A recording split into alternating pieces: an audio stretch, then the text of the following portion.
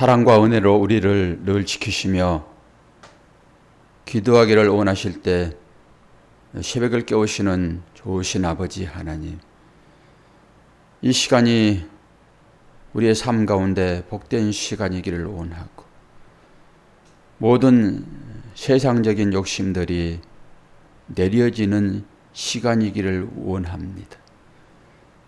누구나 다 인생의 짐을 내려놓고 영원히 주님을 만날 그 때가 있을 것인데, 혹여나 오늘이 내일이 그날이라고 하면은 우리는 주님 만날 만반의 준비가 되어 있는지 점검하는 시간들이 새벽이기를 원합니다.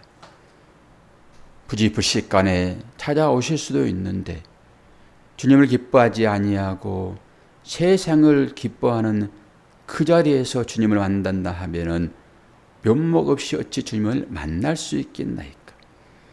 주님을 사랑하는 자들이 이렇게 새벽을 깨우는 것이 바로 주 주님을 만나는 과정으로서 새벽을 깨우는 것인 것을 우리가 믿습니다. 오늘 또 우리를 사랑하시는 그 주님의 말씀 마음에 새기고 그 마음으로 오늘 하루도 힘차고 씩씩하게 살아갈 수 있도록 은혜 허락하여 주옵소서. 예수 그리스도의 이름으로 기도하옵나이다. 아멘. 하나님 말씀 요한복음 3장 16절. 다른 말씀은 외우지 않더라도 이 말씀은 거의 다 외우는 그런 말씀입니다. 3장 16절에서 21절까지 봅니다. 하나님이 세상을 이처럼 사랑하사 독생자를 주셨으니 이는 그를 믿는 자마다 멸망하지 않고 영생을 얻게 하려 하심이라. 하나님이 그 아들을 세상에 보내신 것은 세상을 심판하려 하심이 아니요 그로 말미암아 세상이 구원을 받게 하려 하심이라. 저를 믿는 자는 심판을 받지 아니할 것이요 만일 믿지 아니하는 자는 하나님의 독생자의 이름을 믿지 아니함으로 벌써 심판을 받은 것이니라. 그 죄는 이것이니 곧 빛이 세상에 왔으되 사람들이 자기 행위가 악함으로 빛보다 어둠을 더 사랑한 것이니라. 악을 행하는 자마다 빛을 미워하여 빛으로 오지 아니하나니 이는 그 행위가 드러날까 함이요 진리를 따르는 자는 빛으로 오나니 이는 그 행위가 하나님 안에서 행한 것임을 나타내려 함이라 하시니라. 아멘. 권사님 성경을 이 앞에다 한번 나와보세요. 내 자리 앞에다. 왜 안 넣고 여기 옆에 의자 없는 거예요? 습관 아니에요? 습관이에요, 습관. 예. 그거 그렇게 하면 돼요, 이렇게. 그러면은 똑바로 자세도 되고, 늘 이러니까 건강에 좋잖아요. 예. 앞에 놓으세요, 앞에. 바람이 날려가지고, 선풍기를 없애야 돼요. 선풍기 바람은 하나님의 성령의 바람이에요. 루하흐. 예, 그렇게 생각하시면 돼요. 그럼 선풍기 바람을 움직이든지 그렇게 해야 돼. 예. 그리고 성경을 찾다 보면 또 옆으로 계시잖아요. 이렇게 이런 식으로. 자세도 안 좋아지고 그러니까. 누구 볼 사람이 없잖아. 권사님만 봐야 되니까. 그래서 복인 줄 아세요, 권사님? 나를 누군가 바라봐주는 사람이 있다라고 하는 것은 복입니다. 관심도 없으면 누가 바라봅니까? 선풍기 바람이 날리니까 옆으로 내려놓고 보세요. 할 수 없죠, 뭐. 오늘 이 말씀은 우리가 익히 아는 말씀이고 신앙생활 하면서 이 말씀 한 절조차 외우지 않는 사람 없을 거라는 저는 보거든요. 이 말씀은 너무 유명한 말이니까. 하나님이 세상을 이처럼 사랑하사 독생자를 주셨으니 이는 하나님을 예수를 믿는 자는 어떻게 한다고요? 구원받게 하려 하심이라. 요한복음 3장 16절. 그리고 이 내용은 너무나도 잘 아는 내용이라서 굳이 제가 설명을 드리지 않아도 여러분 한 번만 보면은 또 보면은 그냥 이해될 만한 그런 말씀이 있잖아요. 그렇죠? 그래서 선풍기 바람을 왔다 갔다 하지 마시고 약간의 그 머리 쪽으로 약간 그렇게 놓으면은 그 성경책이 흔들리지 않을 것 같아요. 제가 보기에도 그 책이 왔다 갔다 하니까 집중이 안 되겠네요. 예, 그래서 그런 걸 모르고 목사는 또 왜 이렇게 앞에 놓고 보면 되지 옆에 놓나 이렇게 보는 거죠. 내용을 알지 못하고. 모든 인간들이 다 그래요. 다 자기 관점에서 생각한단 말이에요. 그러니까 어떻게 하든지 간에 다 이유가 있을 것이니까 그냥 두고 보면 될 것 같아요. 그렇죠? 이제 제가 이해를 했습니다. 다 그 이유가 있는 건데 사람들은 왜 똑바로 안 해? 전부 그러거든요. 애들도 이유가 있으니까 그 골방에 들어가가지고 안 나오는 거예요. 애들도 문 쾅 닫고 들어가고 기분 나쁘니까 그렇죠. 꼭 부모에게 기분 나빠서 그런 것이 아니라 지 마음이 기분 나쁜 거예요. 초등학생들도 살기 힘들다니까요. 그들도. 그러니까 그냥 쾅 하고 들어가는 거예요. 근데 무서운 사람 진짜 쾅 하면은 진짜 무서운 사람 있으면 누가 쾅 하고 들어갑니까? 살짝 들어가지. 그래도 엄마는 나를 이해할 것 같으니까 쾅 하고 들어가는 거예요. 좀 모르잖아요. 근데 저놈이 왜 나한테 기분 나쁘나? 또 그렇게 따지고 덤빈단 말이에요. 좀 두고 봐줍시다. 우리 모두가 다. 하나님께서 우리를 그렇게 두고 보지 않았으면은 우리는 벌써 끝장난 존재들이 되었을 것입니다. 오늘 말씀도 그러잖아요. 18절을 보면 이런 얘기가 나오죠. 18절. 그를 믿는 자는 심판을 받지 아니하는 것이요 믿지 아니하는 자는 하나님의 독생자의 이름을 믿지 아니하므로 벌써의 방점이 있어요. 벌써 심판을 받은 것이니라. 근데 이런 말은 우리가 얼른 이해를 잘 안 하지요. 그러니까 나는 이제 열심히 신앙생활 하면은 하나님이 기뻐하신 일들을 내가 죽을 각오를 하고 뭔가를 하면은 하나님께서 나를 구원해 줄 것이야 라고 하는 인식이 있단 말입니다. 그리고 또 구원 받았다라고 하는 확신이 있는 사람들은 그렇게 열심히 하면은 내가 진짜 힘들어도 이것을 이겨내고 뭔가를 교회를 위하여 뭔가를 하게 되면은 교회는 뭐 예수의 몸이니까 교회를 위해 뭔가를 하게 되면은 하나님께서 저 비실비실하는 저 집사보다는 그래도 내가 열심히 뭔가 했으니까 나에게 조금 더 뭔가 더 상을 좀 더 주겠지. 좀 급수가 다른 자리에 내가 있겠지. 이런 생각을 가질 수 있단 말입니다. 그래서 종집을 찍어버리는 거예요. 벌써 심판을, 벌써 구원을 이런 거지요. 그런데 이 말 가운데는 이미와 아직이라는 단어가 들어있단 말입니다. 그래서 이 이미와 아직이라는 단어를 이해하지 못하게 되면은 이게 신앙생활의 힘이에요. 내가 이 구원받는 건 맞아? 그러기도 하고, 내가 이렇게 열심히 하면은 저들보다 내가 뭔가 열심히 하면은 나는 하나님께서 또 다른 차원의 어떤 것을 주실 것이야 라고 가버리는 거예요. 그리고 이를 악물고 신앙생활을 합니다.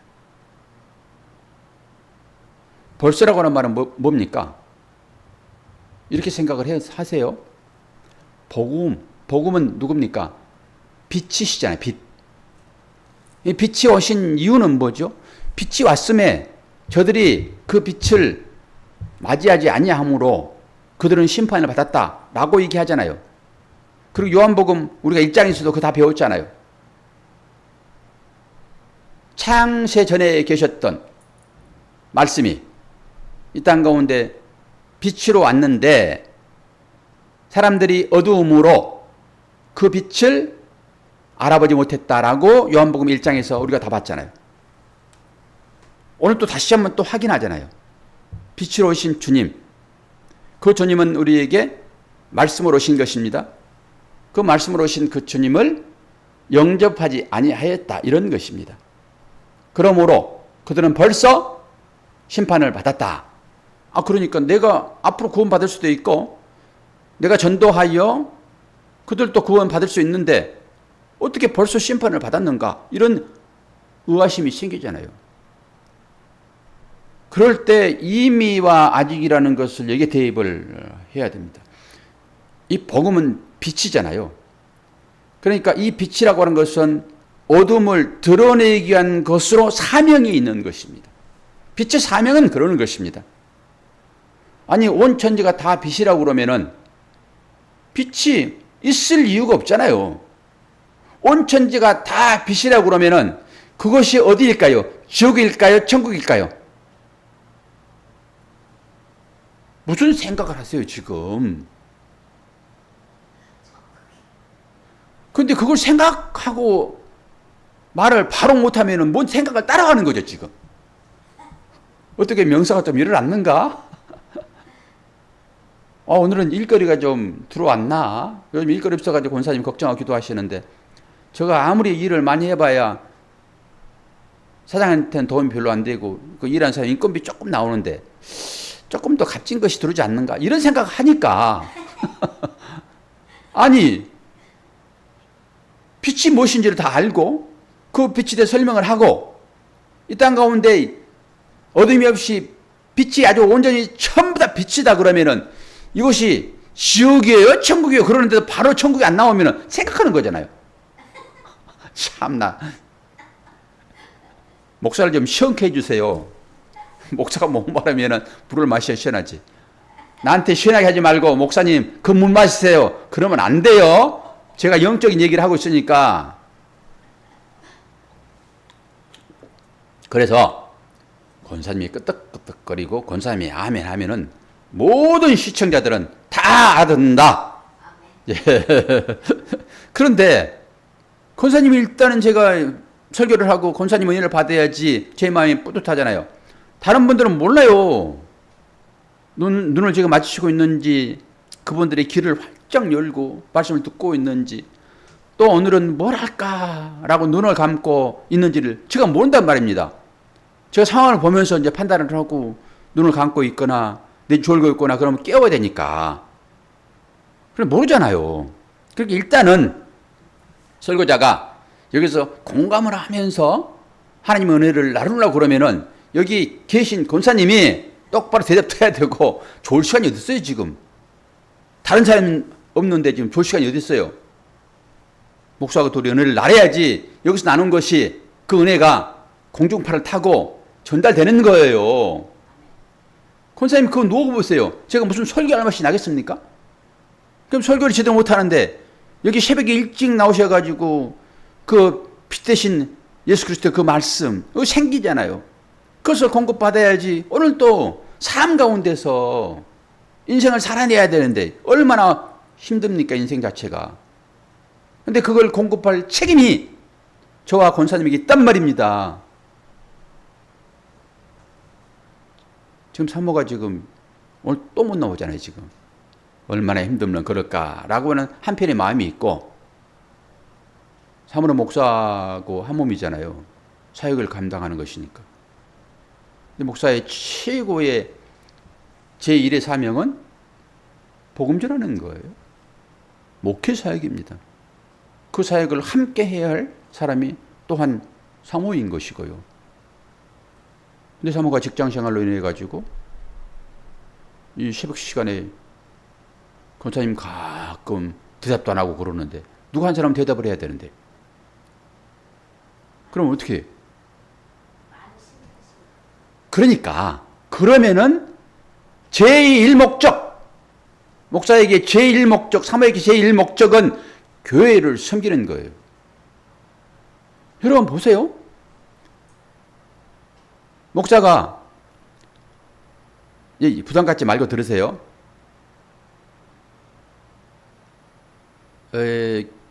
자녀를 교육하고 이제 자녀가 어린 나이고 그런데 목사가 개척을 했어요.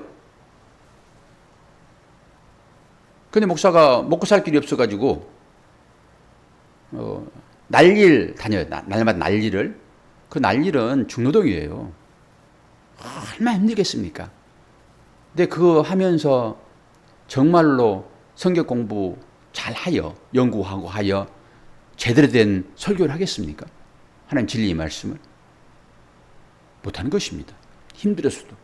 그리고 기쁨이 없어요, 또. 그러면 누가 손해예요, 지금? 여러분이 열심히 일을 해서 육신의 양식은 술이 취하는 것입니다. 근데 영의 양식은 말씀밖에 없습니다. 그 공급하는 것이 이 강대상이에요. 여기에서 여러분의 영이 시원케 하는 그 생수의 그 말씀들이 제대로 선포되지 않으면은 그것은 목사가 확신을 가지고 설교할 때만 가능해요. 그러면 저보다 훨씬 더 말 잘하고 뭐 박사학위가 뭐 몇 개씩 되고 신학 박사학위 몇 개씩 되고 하는 사람이 한마디 하면은 그냥 다 넘어져야 되죠. 뿅 가야죠, 그냥. 그러지 않잖아요. 그 마찬가지로 계속적으로 힘들어가지고 그렇다 하게 되면은 그것 그만둬야 돼요. 그리고 전적으로 하나님께 매달려야 되는 것입니다. 새벽에 깨우고 하나님 살려주세요라고. 근데 지금은 내가 내 목숨을 유지하려고 하는 거잖아요, 결론적으로. 근데 그게 지속되면은 안 돼요. 이런 식으로 계속되면은 저도 말도 안 할 것입니다.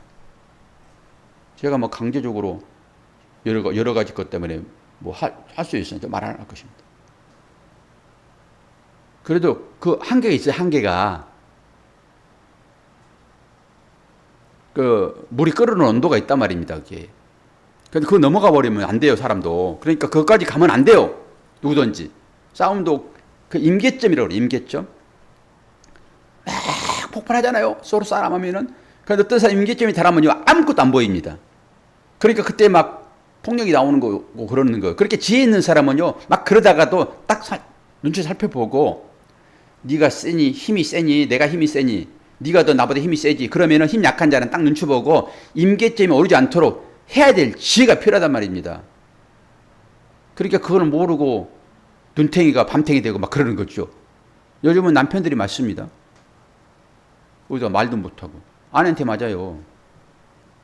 옛날에는 남편들이 여인들을 한 대씩 때리고 그랬는데 요즘에는 달라요.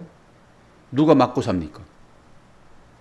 다 힘이 그러는 거예요. 그러니까 서로 임계점에 도달하지 않도록 서로 간에 하는 거예요. 할 때는 그냥 확 하더라도 임계점 되면 폭발한다니까요. 물이 끓듯이. 그럼 막을 수가 없어요, 그것은. 그러니까 그걸 지혜 있게 잘 살펴야 되는 것입니다. 근데 지금 제가 이제 임계점에 올라오는 거예요, 지금. 임계점에. 그런데 이게 지금 50인지 80인지는 모르지만은 계속 두고 볼 수는 없죠. 권사님만 계속 눈 뜨세요! 한 번밖에 안 계시니까 눈 뜨세요! 라고 계속 할 수 없잖아요. 그럼 권사님도 임계점 올라오는 거예요. 저 목사가 내가 지금 새벽에 나와준 거면 감사해야지. 자꾸 눈 뜨라고 그러고 힘들어 죽겠는데. 나도 힘들어요, 목사님! 속으로는 그럴 건데. 나는 뭐 편해서 나오신 줄 아십니까? 하나님 은혜 때문에 나오기는 하지만은 내가 지금 몇 킬로 달린 줄 아세요, 지금? 목사님은 지금 68km 다니죠? 나는 80km 다녀요, 80km. 얼마나 기름도 많이 들어가는데. 그럴 거잖아요. 근데 자꾸 이제 공급하는 그런 사용초로 지금 써주고 있으니까. 이분들이 지금 7번이나 좀 들어오셨네. 그러면 이분들이 여기서 나오는 그 생기의 말씀을 받고 영적인 충만함으로 이 지옥 같은 이 세상을 이겨내야 되잖아요. 빛이니까. 어둠이 계속 빛을 감싸려고 들어오잖아요. 얼마나 힘드냐고, 그게. 그게 마지막에는 그 어둠이 빛을 딱 감싸버릴 때 그 어둠이 탈루하는 거잖아요. 그럼 하나님께서 그래 네가 어둠이었구나. 조금 더 빛이 나온 것 같은 것, 저는 빛이 어둠이야. 하나님 그러실 거잖아요. 아니, 하나님이 뭐 그거 모르는 건 아니지만 우리가 인간적으로 이제 살펴볼 때 빛이라고 하는 것은 어둠을 드러낸 것이니까. 어둠이 뭐예요? 어둠이 드러나려고 그러면은 이 빛을 향해서 어둠의 행위가 나와야 되죠. 어둠이 도망가는 것이 아니라. 그러면 또 다른 데 가가지고 나도 빛이야 그럴 건데. 그러니까 온전히 이 빛을 감쌀 때, 이 빛을 죽여버릴 때, 다른 얘기로. 주님 빛으로 오셨잖아요. 이 빛을 죽여버릴 때, 이 어둠이 온전히 들어오는 거잖아요. 그러니까 심판의 근거가 생기는 거예요. 그러니까 꼼짝 못하는 거예요. 한 말도 못해요. 하나님 심판할 때. 하나님은 그런 방법으로 완벽하게 심판하시기 위하여 주님을 보내셨다고요. 우리 죄를 다 가져갔었다 이 얘기를 하지만은 빛으로 오신 그 주님은 그렇게 죽는 거예요. 그들에게. 그래서 어둠인 거예요. 그래서 니고데모가 어둠인 거예요. 밤에 찾아오시는 것이니까. 그래서 거듭나지 아니하면은 네가 살 길이 없다. 딱 그래 버렸잖아요. 그래서 거듭난 생명만이 참 생명이다. 제가 지금까지 설교했던 내용이 다 그런 거예요. 복잡하지 않아요. 쉬워요. 제가 설교하는 거 마지막 정리되는 것이라서. 그러니까 어둠도 그 어둠이 확 드러나가지고 어둠은 어둠대로, 그럼 빛은 빛대로 딱 정리되는 거잖아요. 빛은 어둠에 감싸질 때 그 빛이 사명이 끝나는 거예요. 아, 나 빛 역할을 했네. 완전히 어둠을 드러냈구나. 이건 뭐예요? 자기 헌신, 자기 섬김. 그 일을 누구만 할 수 있다고요? 예수님만이요. 그분이 빛이시니까. 우리는 빛을 받아 사는 사람이에요. 똑같이 어둠이란 말입니다. 그래서 주님의 빛이 계속 비춰줘야 돼요, 우리는. 그래 빛의 역할을 하는 거예요. 그 빛이 거두어지면은, 다른 얘기로 하나님의 얼굴 돌리면 끝이에요. 하나님께서 얼굴빛을 계속 우리에게 비춰주시잖아요. 그게 태양이 없고 달빛도 없는 그 하나님의 나라, 그곳에서 그거 없으나 빛이 있다고 하잖아요. 하나님께서 얼굴이 되셔가지고 우리를 계속 보시는 거예요. 그러니까 밝지요. 그러면 벌써 심판을 받았다라고 하는 건 무슨 말이겠습니까? 이거 하나만 해결을 해요. 이 말이 되게 어려운 말이니까. 벌써 심판을 받은 것은, 복음이라고 하는 것은 예수 그리스도 말씀이잖아요. 그러니까 그 말씀은 빛이니까, 빛이라고 하는 것은 어둠을 대상으로 있는 거잖아요. 이 어둠에 빛이 비춰지니까 그 빛이 나는 어둠이었구나라고 딱 자신을 아는 거예요. 여러분이 말씀을 통해 가지고 자신의 이 영혼의 상태를 점검하듯이, 그러면 어둠이 딱 드러나잖아요. 그러면은 그 어둠이 빛이 되려고 하면은, 빛의 형상을 회복하려고 하면은 딱 무릎 꿇은 것이에요. 그걸 회개라고 그래요. 아, 내가 빛인 줄 알았더니 세상 권력을 갖고 세상 재물을 갖고 떵떵거리니까 모든 사람이 나를 쳐다보잖아요. 그 재물을 얻으려고. 그래서 나는 빛인 줄 알았어요. 그런데 진짜 빛이 와가지고 나를 딱 비췄더니, 와, 나는 가짜였구나, 내가. 그러면서 내 행위가 딱 드러나는 것입니다. 이 빛에 의해서, 말씀에 의해서. 그러면 그가 살려고 하면은 딱 무릎 꿇고 하나님 앞에 회개하는 것입니다. 와, 내가 빛인 줄 알았더니 제가 어둠이었습니다. 하나님 살려주세요. 라고 하는 자는 구원으로 나올 거예요. 그러나 네가 뭔데? 네가 무슨 빛이야? 나하고 너하고 하면 대보자. 삶을. 세상 사람들이 어떻게 판단하는지. 세상 가치로 너하고 나하고 한번 따져보자. 그랬을 때 세상 가치로 그와 나를 따져봤더니 나는 깨갱이에요. 그 앞에서. 그리고 그가 이 빛을 받아들이지 않으면은 지가 어둠인 것을 모르는 거잖아요. 빛의 행세를 하고 있는 것이지. 그러니까 그는 벌써 심판을 받은 게 되는 거예요. 그래서 복음이 떨어지게 되면은 바로 그 즉시로 거기서 구원이 일어나고 거기서 심판이 일어난다라고 하는 얘기를 하는 것입니다. 그러면 그렇게 빛이 왔는데 자기가 더 훨씬 더 빛이 세다라고 하는 그 사람들이 하나님께서 계획한 구원 받을 사람이라고 하게 되면은 하나님은 계속 그를 빛으로 조명하겠죠. 그럼 언젠가는 자기의 빛이 가짜라는 게 드러나는 거예요. 그러면 그가 그 자리에서 그 10년이 됐든 5년이 됐든 시간을 알 수 없으나, 아, 나는 가짜였구나, 이게. 내가 만든 빛이었구나. 내가 스스로. 그러면서 나 가짜네. 라고 그 자리에서 빛을 받아들이면서 내가 어둠이었구나. 라고 회개하면은 거기서 또 구원이 일어나는 것입니다. 그게 아직이라는 말인 거예요. 아직이란 말. 받아들인 사람은 이미 구원이 이루어지면서 그 구원은 삶을 사는 것이고요. 그러나 받아들이지 않는 사람이 벌써 심판을 받았다고 했지만은 그런 또 다른 하나님의 은혜가 그에게 입혀질 때, 복음이 계속 증거되어질 때 자기 실체가 드러나므로 그가 무릎을 바짝 꿇으면서 회개의 자리로 나오게 되면은, 빛을 받아들이면은, 다른 얘기로 내가 죄인이라는 것을 인식하면은 구원자를 찾을 수밖에 없으니까 그가 부르는 이름은 주 예수여 나를 불쌍히 여기소서, 이것입니다. 그때 그는 구원을 받는 것입니다. 그러니까 여러분, 여기 벌써란 말이 그런 의미예요. 제가 심리하는 이제 과정 중에서 여러 가지 얘기들을 말씀을 드렸잖아요. 그 얘기만 조금만 하고 이제 끝낼게요. 거의 믿지 않는 사람 가족이었잖아요. 그리고 이분이 상당히 성격이 급하고 모든 사람들을 통솔하여 선한 자리를 이끄는 그런 성향이 아니신 분이세요. 자기의가 엄청 강해요. 목소리도 크고, 뭐 몸집이 얼마나 큰지 간 뚜껑이 안 닫아질 정도로 몸이 크거든요. 그런 사람들이 좀 대가 세요, 기본적으로. 그러니까 대가 센 사람들의 자녀는 힘들어요.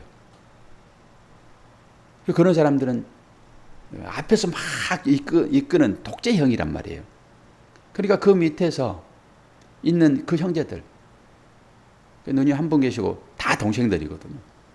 아유, 8남매가 돼요. 그러니까 자녀들이 엄청 많죠.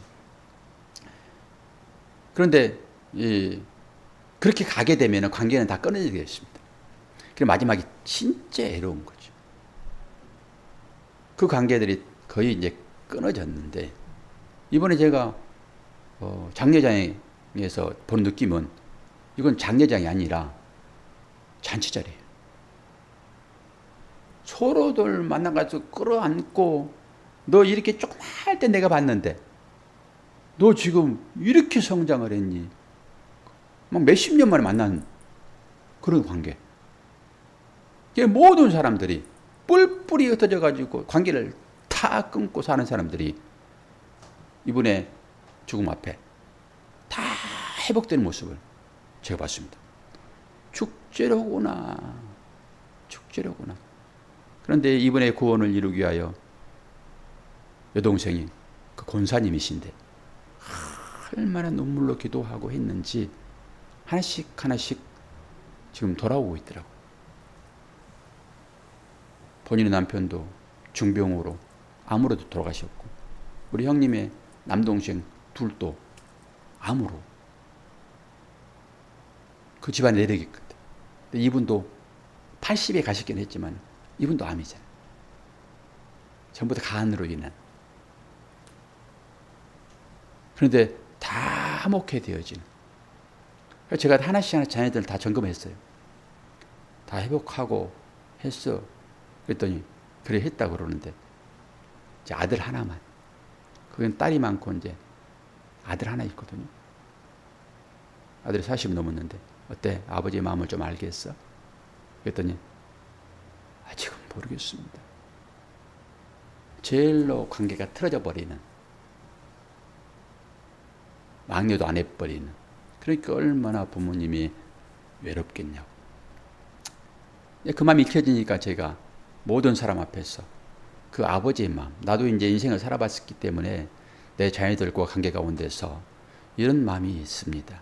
그러나 아버지는 항상 자존심이 있는 것이라서 쉽게 자녀들 앞에서 미안합니다, 미안하다 말 못하는 것이 이 남자의 자존심입니다. 아버지의 자존심입니다. 그 알량한 건데, 제가 그걸 알기 때문에 저도 제 자녀에게 얘들아 미안하다 그런 얘기를 하면서 회복을 좀씩 시켰는데, 딱 두 마디를 한다고 그러면은 동생들아, 내 자녀들아, 아니면은 누님 한 분 계시는데 누님, 내 사촌 형제들아, 그러면서 고맙다. 그 말 한마디 했을 거라고. 그리고 두 마디는 마지막에 미안하다. 제가 그걸 다 알잖아요. 가족사를. 다 내려놓고 가셨는데 그 말을 못하고 가셨어요. 다 내려놓긴 했으나 제가 그래서 그 마음이 읽혀져서 제가 그 두 마디를 하려고 그러는데 얼마나 힘들고 막 그러는지 그 마음이 읽혀지니까 내가 울먹이면서 얘기를 했습니다. 고맙습니다. 자녀들한테는 얘들아 고맙다. 그리고 마지막 이 한마디가 그 형님의 마음일 거라고 저는 생각을 해요. 구원받은 자로서의 마음. 미안하다. 내가 왜 그렇게 했는지. 뭘 모르니까. 이 어둠이잖아요, 그게. 내 빛이라고 그러면은 그 모든 사람들을 그렇게 힘들게 합니까? 제가 보기에는 모든 사람이 힘들었어요. 딱 가시나무처럼 오면은 전부 찔려.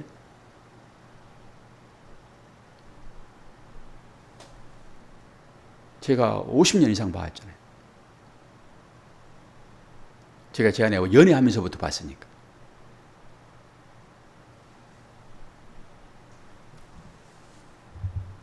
그러나 그분도 열심히 절에 가가지고 절하고, 그쪽 집안들이 다 불교 집안인데. 그런데 어떻게 마지막 때 하나님께서 구원하시는지 신기하잖아요. 그러니까 지금 이 시간이 그에게는 벌써 구원받은 거예요. 벌써 40년이 지난 이후 벌써 구원받은 것입니다. 여러분, 이 인식이 필요해요. 장례식장이 그러면서 한 사람 찾아와가지고, 저한테 찾아와가지고, 고맙습니다 목사님. 그 동생도 고맙습니다. 뭐 권사님은 말할 것도 없고 너무 권사님이 기분 좋아가지고 누구를 불러다가 이 예식을 침례할 수가 없어요.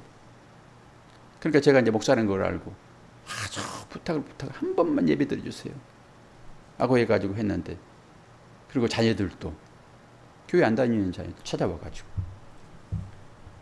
교회에서는 이것을 뭐라고 그러던데, 그러면서 은혜 목사님, 이 일을 통해서 제가 은혜 받았습니다.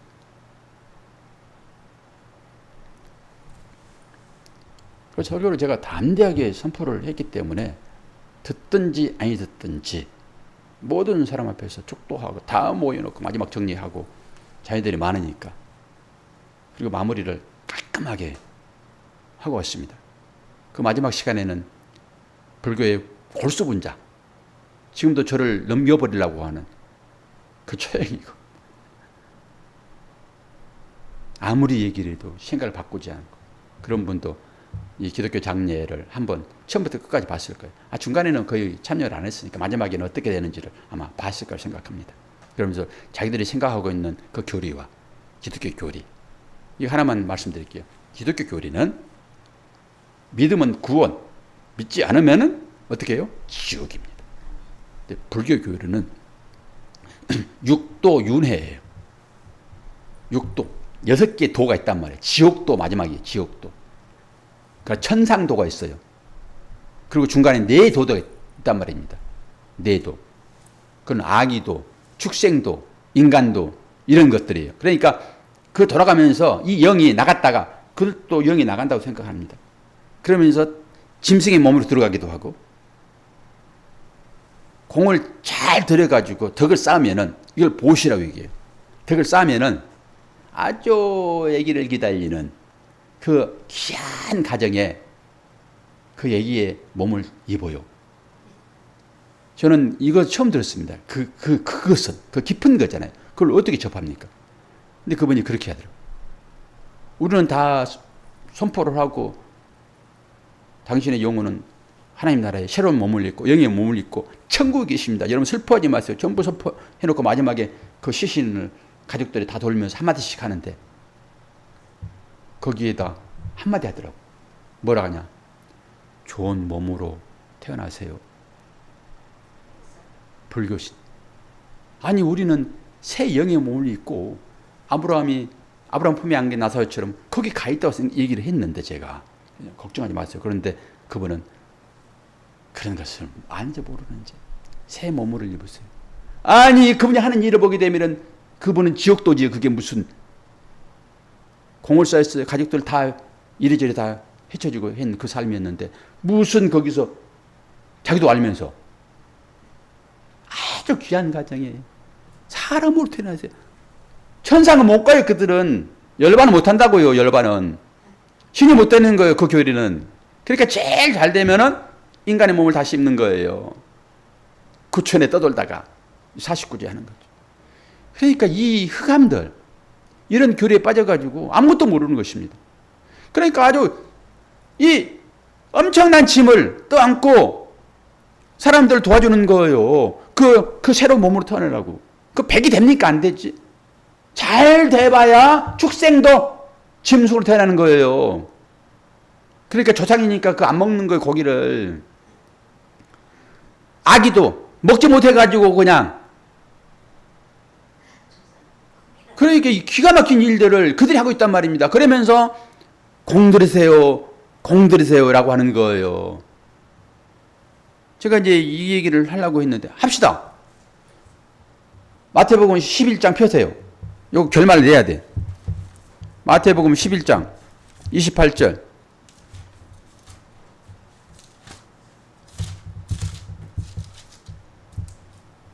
이거 다 우리 아는 얘기예요.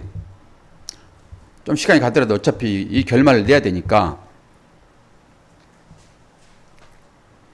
마태복음 11장 28절. 이게 여기서요. 누가 나가는지 지금 들어오신 분이 한 분, 두 분, 세 분, 네 분, 다섯 분, 6번 들어왔다가 지금 7분이 들어와 있었는데 설교를 끝나지 않고 바로 성경을 다시 찾으니까 조금 나가네. 다 누군지는 몰라도 들으신 분들은 샬롬 했으니까 다 알고 그냥 설교 들은 분도 계세요. 가끔 세우 시간에 단골로. 그런데 한 분이 싹 나갔어요. 지금 이 결론이 중요한데 이 결론을 못 내는 게 지겨워가지고 보세요. 마태복음 11장 28절. 수고하고 무거운 짐진 자들아 다 내게로 오라. 내가 너희를 쉬게 하리라. 이 정도는 알잖아요. 그런데 뒷부분 중요해요. 나는 마음이 온유하고 겸손하니 나의 멍에를 메고 내게 배우라. 그래하면 너의 마음이 쉼을 얻으리라. 보세요. 그러면서 이는 내 멍에는 쉽고 내 짐은 가벼움이라. 그런데 이것을 모르니까 인간들이 율법의 짐을 지는 거예요. 그 행위로서 찾아오는 것들. 교회에서 그걸 강조하면 그거 전부 율법적인 교회입니다. 그렇게 힘들어요. 직분도 그런 의미에서 직분으로 생각해 버리는 거죠. 그러니까 이걸 짐으로 생각하는 거예요. 은혜로 받지 아니냐고 짐으로 생각하는 거예요. 근데 보세요. 내 짐은 가볍대요. 그런데 이 짐이 여러분 무거우면 되겠습니까? 가벼워야지. 셔틀 같아야지. 그러면서 육신의 쉼을 얘기하는 것이 아니라 마음의 쉼을 얘기한다는 말입니다. 그러니까 이 율법을 가지고 복을 받으려고 이 힘들어하는 삶을 산단 말입니다. 저는 그것을 자유롭게 해드리는 이 복음주의자예요. 그렇게 교회 다니면은 좀 하다 보면은 와 이게 짐이 되네 짐이. 그러면 짐이 되면 바로 내려놔야 되는 거예요. 그건 하지 말아야 되는 거예요. 아니 복음이란 건 자유로운데 이 짐이 되면 어떡합니까? 부모는요 사랑으로 자녀들을 돌보는 것입니다. 부모가 자녀를 사랑으로 돌보지 자녀가 짐이 되는 부모가 있습니까? 전혀 달라요. 그것은 사랑으로 자녀들을 돌보는 거예요. 힘들 수는 있어요. 그러나 그건 사랑인 거예요. 그러니까 하는 것입니다. 그리고 이 사랑이 없는 사람들은 자녀를 버립니다. 그러지 않겠습니까?